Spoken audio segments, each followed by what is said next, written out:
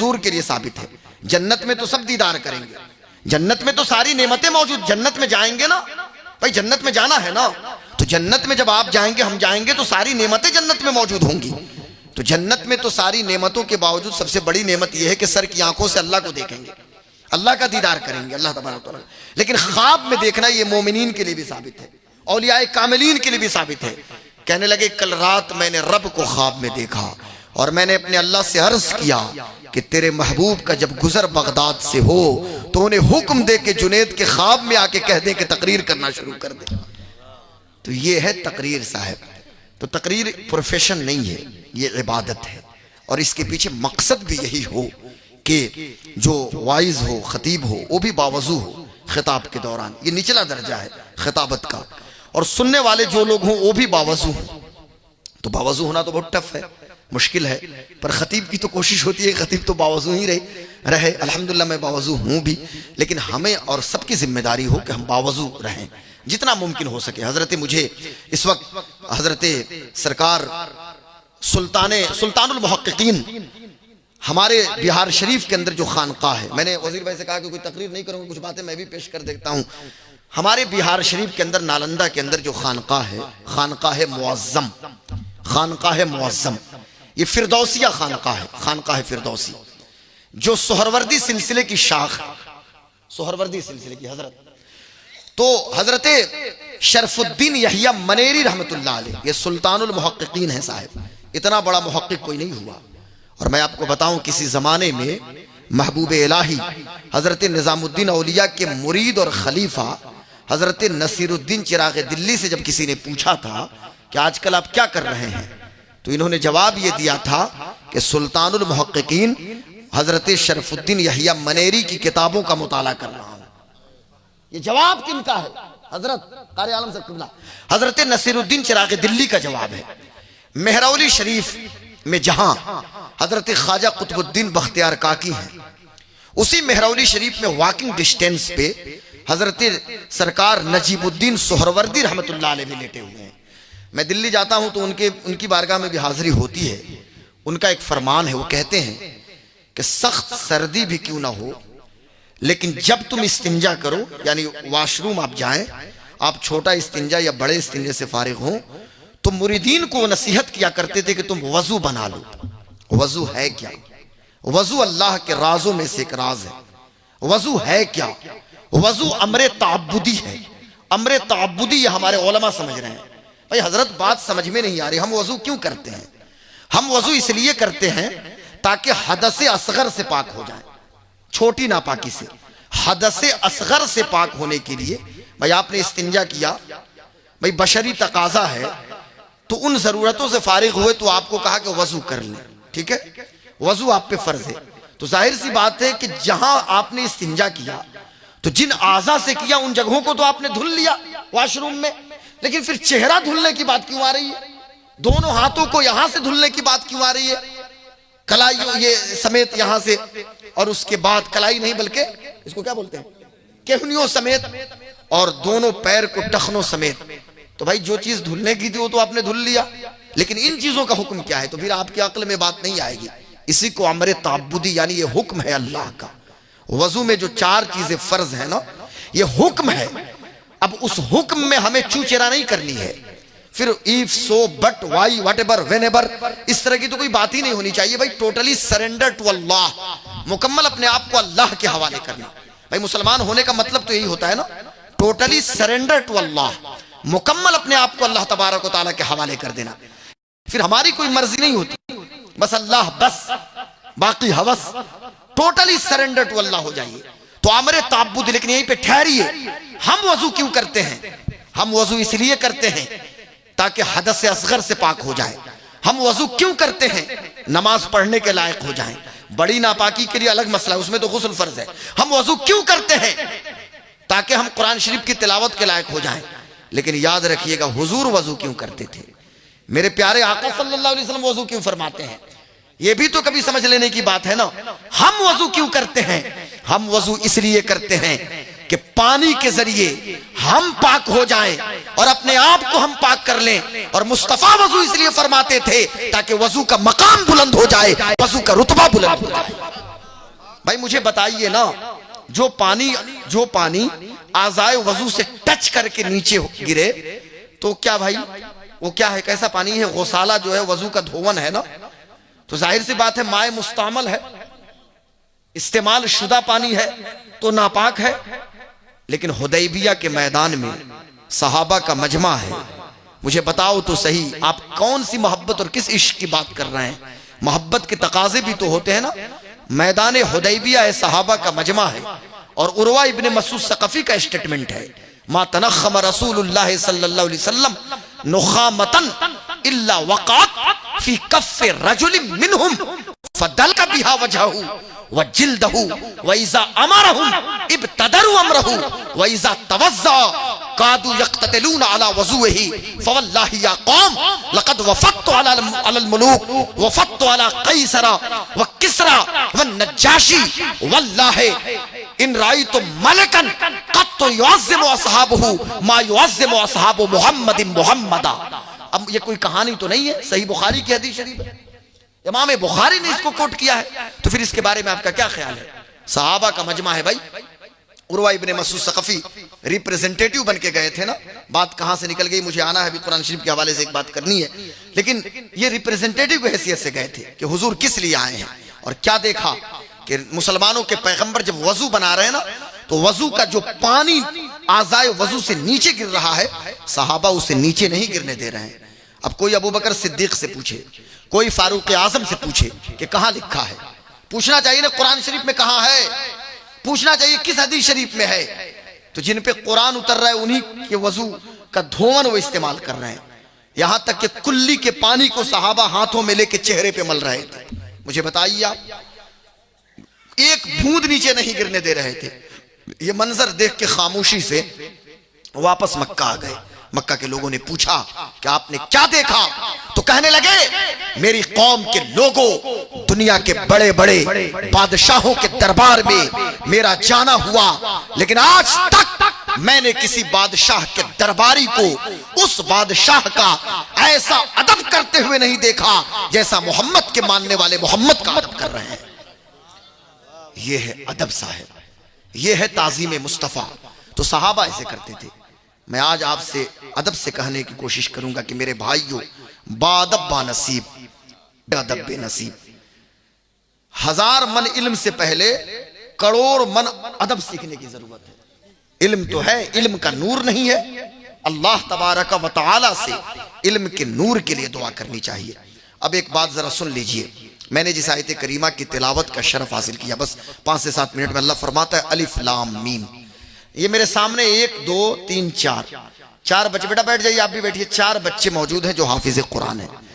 ये कारी आलम साहब किबला माशाअल्लाह, ये मैं इनको देखता हूँ तो मैं अभी ऐशा की नमाजी में मस्जिद में सोच रहा था, हजरत अल्लामा अबुल हसन साहब किबला के 7-8 जगह से मुझे खिलाफत चुके मिली हुई है, पर इजाजत नहीं है कि मैं अभी किसी को खिलाफत दूं, पर अगर इजाजत मिले तो सारी इजाजत मैं इनको अता फरमा देता। जो इनकी जो पोजीशन है, हमारे अमजदी साहब किबला मौजूद हैं, शरफुद्दीन भाई ना माशाअल्लाह, जामे अमजदिया के ये भी प्रोडक्ट हैं। हजरत साहब किबला असलम भाई नुमाइंदगी कर रहे हैं सिवान की। तो बात ये चल रही थी, कोई मसला है क्या? ऐलान करना है क्या? बता दीजिए, हम ही कर देते हैं। हाँ, इसको लाइव टेलीकास्ट से जब वीडियो बनाना तो निकाल देना। किसी की स्कॉर्पियो है 68 BR है ना, BR 828, अच्छा लास्ट नंबर, हाँ 6879 है, उसको साइड कर लीजिए आप, साइड कर लीजिए, कोई मसला नहीं है, उसको साइड कर लेना है। गाड़ी गुम नहीं हुई है, वो सलामत है, बस उसको साइड कर लेना है, उसमें घबराने की जरूरत। दुरूद शरीफ पढ़िए, अल्लाहुम्मा सल्ली अला सय्यिदिना व शफीना मौलाना मुहम्मदिन बारिक वसल्लम सलातु वस्सलाम अलैका। दुरूद शरीफ पढ़िए, अल्लाहुम्मा सल्ली अला। हाफिज रौनक साहब, आप भी थोड़ा सा बैठ तशरीफ रखिए और कुछ गुफ्तगू सुन लीजिए। ये भी रोशनी बिखेर रहे हैं, अल्लाह इनको सलामत रखे, इनकी रौनक सलामत रहे माशाअल्लाह। दुरूद शरीफ पढ़िए, अल्लाहुम्मा सल्ली अला सय्यिदिना व शफीना मौलाना मुहम्मदिन बारिक वसल्लम सलातु वस्सलाम अलैका या रसूल अल्लाह सल्लल्लाहु तआला अलैहि वसल्लम। तो 4 बच्चों की दस्तार, ये सब हाफिज कुरान हुए। हमारे साथ अपने हाफिज तमाम हुफ्फाज मौजूद हैं। अल्लाह फरमाता है अलिफ लाम मीम ज़ालिकल किताबुल ला रैब फीह, ये वो किताब है जिसमें कोई शक और कोई डाउट नहीं है, कोई शक और कोई डाउट नहीं है। मुझे इस वक्त इमाम शाफई की बात याद आ रही है, बल्कि उनके मतलब उनका एक मामला है। इमाम शाफई ने हजरत एक किताब लिखा है। इमाम शाफई जो खुद साहिब मजहब है, मुजतहिद फिल मजहब है, और मुजतहिद फिल मजहब का क्या दर्जा ये हमारे उलमा जानते हैं। इमाम शाफई, इनके शागिर्द हैं हजरत इमाम अहमद इब्न हम्बल। इमाम शाफई के शागिर्द हैं इमाम अहमद इब्न हम्बल। इन्होंने किताब लिखा और प्रूफ रीडिंग के लिए इमाम अहमद इब्न हम्बल के हवाले किया। इमाम अहमद इब्न हम्बल ने कई मरतबा उसकी प्रूफ रीडिंग की और उसके बाद इमाम शाफई के सामने पेश किया। अब इमाम शाफई ने जब दोबारा देखना शुरू किया तो कहीं कुछ कमी इनको नजर आई, तो इमाम शाफई ने अहमद इब्न हम्बल से कहा कि बंद करो शाफई की किताब को, ये रब की किताब है जिसमें कोई शक और कोई कमी और कोई नक्स नहीं है। शाफई किताब में तो नक्स और कमी हो ही सकती है। तो बताना यह है कि दुनिया की कोई भी किताब अब लेकर आए और किसी भी शोबे की किताब लेकर आए, उसके प्रीफेस में, उसके प्रस्तावना के अंदर, उसके दिबाचा में यह बात आपको लिखी हुई मिलेगी कि अगर इस एडिशन में कोई गलती हो तो आप या तो पब्लिशर को, नहीं तो राइटर को, मुसन्निफ को या शाये करने वाले को इत्तला करें ताकि नेक्स्ट एडिशन में हम इसको दुरुस्त कर लें। लेकिन रब की किताब कुरान लाइए। आपने सूरह फातिहा पढ़ा, 114 सूरतें हैं। सूरतुल बकरा शुरू करेंगे, पढ़ेंगे अलिफ लाम मीम ज़ालिकल किताबुल ला रैब फीह, ये वो किताब है जिसमें कोई शक और कोई डाउट नहीं है। और सुनिए, कुरान ने जो चैलेंज किया, सस्टेनेबल चैलेंज किया, और आज मुसलमानों का इमोशनल ब्लैकमेल किया जाता है। यूरोप के अंदर 2-3 ऐसे ममालिक हैं, कंट्रीज हैं कि जहां पे अक्सर ये खबर मिलती है वहां से कि कुरान शरीफ को लोग जला रहे हैं, कुरान शरीफ को जलाने की कोशिश की जाती है।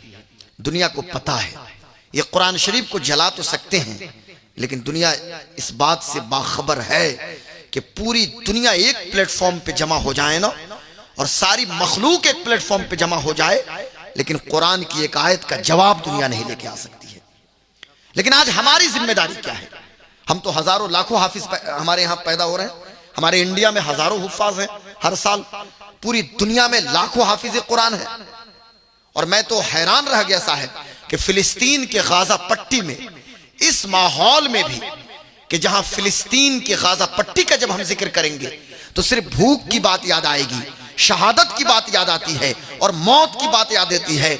लेकिन वहां जो कंपटीशन और मुकाबला होता है, हमारे यहाँ बच्चे क्रिकेट का मुकाबला करते हैं, पबजी और फ्री फायर का मुकाबला करते हैं, रील बनाने का मुकाबला करते हैं, लेकिन गाजा पट्टी के अंदर सूरह रहमान याद करने का लोग मुकाबला करते हैं, कुरान शरीफ हिफ्ज करने का लोग मुकाबला करते हैं। और मौलाना वजीर साहब किबला, मैं एक बात बड़ी जिम्मेदारी से बताता हूं, कुरान नाजिल हुआ अरब में, लेकिन सबसे ज्यादा कुरान की तिलावत का हक अदा किया है तो मिस्र के लोगों ने हक अदा किया है, इजिप्ट के लोगों ने हक अदा किया, और अदब किया है भारत और पाकिस्तान के लोगों ने। और इतना हमने अदब किया इंडियन सब कॉन्टिनेंट, भारतीय उपमहाद्वीप के लोगों ने, इंडियन सब कॉन्टिनेंट के लोगों ने इतना अदब किया कि हम कुरान शरीफ को सबसे ऊपर रख देते हैं ताक पे, ताकि हाथ भी पहुंचाना हम बेअदबी समझते हैं कि भाई हमारा हाथ ना पहुंचे। भाई प्रेजेंस ऑफ माइंड हो तो बात समझ में आ रही है ना, यानी हाथ से हम छूना भी बेअदबी समझते हैं। तिलावत करने की बात तो अलग है, इल्ला माशाल्लाह मैं सबकी बात नहीं करता, खुदा का वास्ता हाथ जोड़ के विनंती करता हूं कि रोजाना की बुनियाद पे 24 घंटा आपके पास भी है, 24 घंटा मेरी बेटी के पास भी है, मेरी बहन के पास भी है, मेरी माँ के पास भी है। कल तक मेरी बेटियां, मेरी माएं, मेरी बहनें रोजाना की बुनियाद पे कुरान की तिलावत किया करती थी, लेकिन आज स्मार्टफोन और आईफोन के चक्कर में और पूरी रात चैटिंग और फिर न जाने क्या क्या खुराफात हैं कि जिनकी वजह से 10 बजे और 11 बजे तो सो के सब लोग उठ रहे हैं। फजर के वक्त न मुसल्ला बिछ रहा है और न तो फजर की नमाज के बाद कुरान की तिलावत हो रही है। इसलिए खुदा का वास्ता हाथ जोड़ के विनंती करता हूं, गुजारिश कर रहा हूं कि रोजाना की बुनियाद पे, डेली बेसिस पे कुरान की तिलावत करने की आदत डालिए। और मा यजूजो बिही सलात, जिससे हमारी नमाज दुरुस्त हो जाए, इस कदर तो क़िरात का इल्म होना ही चाहिए। हजरत, हम पे ठप्पा लग गया है, मुझे अफसोस के साथ मैं माजरत चाहता हूं, हम पे ठप्पा लग चुका है। जब मैं आजमगढ़ और मऊ के इलाके में तकरीर करने जाता हूं तो बाज़ाब्ता अलग अलग मकतबे फिक्र के लोग मिलते हैं, तो हम पे तो ठप्पा लग गया है, साहब आप बड़े खतीब हैं, ये हैं वो हैं, लेकिन आपके यहाँ अच्छा कारी कहाँ है, हाफिज कहाँ है? हमने कहा आपको खबर क्या हो, हमारे पास तो अच्छे अच्छे कारी भी और हाफिज भी अल्हम्दुलिल्लाह, लेकिन फिर भी हमें इस्लाह करने की जरूरत है। आखिर क्या वजह है कि हमारे बच्चे दूसरे मकतब फिक्र के मदारिस में जाके हिफ्ज़ कुरान कर रहे हैं? क्यों, वजह क्या है? मौलाना मुफ्ती फिदाउल मुस्तफा साहब किबला मौजूद है यहाँ पे। वजह क्या है? क्या हमने कभी गौर किया? वजह क्या है? रीजन क्या है? क्यों हमारे बच्चे दूसरी जगह जा रहे हैं? हमारी जिम्मेदारी बनती है हम ऐसा मदरसा तो बनाए ना, जैसे आपका मदरसा मोइनुल उलूम, ये इल्म का मददगार ये मदरसा है, मोइनुल उलूम ये इदारा। तो यहाँ जैसे कारी साहब हमारे मौजूद है माशाल्लाह, इनकी क़िरात, अब चूंकि नमाज मैंने इशा की पढ़ी है तो जाहिर सी बात है ज़हरी नमाज है वो, तो हमने तो इनकी क़िरात भी सुन ली। तो मा यजुज़ु बिहिस सलाह, कि जिससे नमाज जायज़ हो जाए। तो इतनी क़िरात का इल्म तो हर मुसलमान को होना चाहिए, मुसलमान मर्द, मुसलमान औरत और मुसलमान की बेटी सबको तो तिलावत का तरीका तो पता हो। और यहाँ तो कोई तमीज़ ही नहीं हमारे यहाँ। मैं आपको क्या बताऊं, हम न जे को प्रोनाउंस कर पाते हैं और न जो के बारे में बता सकते हैं, न हम सीन को और न शीन और न से में तमीज है। उर्दू में अलग बात है, मैं खिताबत में अब अरबी की तरह से सीन और शीन निकालना ज्यादा शुरू करूं तो परेशानी खड़ी हो जाएगी। लेकिन जब आप कुरान की तिलावत करें, कुरान शरीफ जब पढ़ें, मेरी माएँ, मेरी बेटियां, मेरी बहनें भी सुन रही हैं और आप भी सुन रहे हैं, तो सिर्फ खत्म मत कीजिए, खत्म कर रही हूं, खत्म कर रहा हूं, खत्म कर रही हूं, खत्म पे खत्म हो जाइए। ये क्या मतलब होता है? अब एक खातून ने हमसे कहा कि हजरत मैं तो 10-10 दिन में कुल कुरान में खत्म कर देती हूं। तो भाई तरीके से, भाई मैं भी जानता हूं कि भाई 3 रोज 7 रोज 5 रोज में कुरान शरीफ आप खत्म कर ले, 3 रोज में कर ले कम से कम, है कि नहीं? लेकिन कोई मतलब भी हो, आप इस तरह पढ़े, देख ही के पढ़िए, मर्द हो या औरत, कि उस कुरान शरीफ की तिलावत आप करें तो आपको सवाब मिले। मेरी बात दूसरी समत में न चली जाए, मुझे माफ कीजिएगा, वक्त ज्यादा नहीं लेना चाहता। मैं बताना ये चाहता हूं कि इतना इल्म इस कदर हमें हो कि जिससे हमारी नमाज दुरुस्त हो जाए, कुरान की तिलावत, और ये जरूरी है हम अपनी जिम्मेदारी को समझें। दूसरे के पेट में दर्द उस वक्त नहीं होता कि मजारों पे कितनी भीड़ है, उससे उनको क्या मतलब कि आप कितनी चादर पेश कर रहे हैं, या क्या गागर लगा रहे हैं, या कव्वाली गा रहे हैं, या कव्वाला को बुला रहे हैं। वो तो जश्न मनाएंगे कि आप अपने यहाँ कव्वाला को बुलाइए या कव्वाल को बुलाइए, चादर चढ़ाइए, गागर पेश कीजिए, सब कुछ कीजिए, उनको तकलीफ नहीं है। उनको आपकी दुआ तावीज और झाड़ फूक में भीड़ लगाने से भी उनको तकलीफ नहीं है। लेकिन याद रखिएगा, जब जब आप अपने मदरसे को मजबूत कीजिएगा, यकीनन उनको तकलीफ होगी, इसलिए कि उनको पता है कि सही दीन अगर कहीं से फैल रहा है और सही दीन की तर्जुमानी हो रही है तो मदारिस के जरिए तर्जुमानी हो रही है। इसलिए खुदा का वास्ता अपने मदरसे को मजबूत कीजिए। हमारे मदरसे बंद होते जा रहे हैं हजरत, बंद होते जा रहे हैं। अपने उलमा, हमारे जो अइम्मा हैं, उलमा हैं, इनके बाजुओं को मजबूत कीजिए। 5,000, 8,000, 10,000 रुपया दिया, मालूम देता है खरीद लिया हमने इनको। 10,000 रुपया और 10,000 रुपये तो मैं तो हजरत जहां जा रहा हूँ 10,000 15,000 इमाम की सैलरी बहुत मुश्किल से मैं लोगों से बोल रहा हूँ तो लोग कर रहे हैं, भाई 15,000 कर दो, 20,000 कर दो। एक साहब सेठ जी थे तो कहने लगे इमाम साहब से, हजरत आपकी तनख्वाह कितनी है? तो इमाम साहब ने कहा कि 10,000। तो बहुत बरकत है 10,000 में। इमाम साहब भी तो हाजिर दिमाग थे, उन्होंने कहा कि सेठ साहब आप कितना कमाते हैं? तो कहने लगे महीने में 2 से 2.5 लाख। तो कहने लगे कि वो बेबरकत वाला 2.5 लाख मुझे दे दीजिए और बरकत वाला 10,000 आप ले लीजिए। हाँ, समझने की बात है भाई, ये कौन सी बात हुई? उलमा की कदर कीजिए, तमाशा नहीं है, इनकी इज्जत और इनका एहतराम है। और याद रखिएगा, कभी भी किसी की इज्जत नफ्स से खेलने की कोशिश मत कीजिए। ये बहुत बड़े लोग होते हैं जो कुर्बानियों के नतीजे में, इनकी कुर्बानियों के नतीजे में आज हमारे मदारिस आबाद हैं और हमारी मस्जिदें आबाद हैं।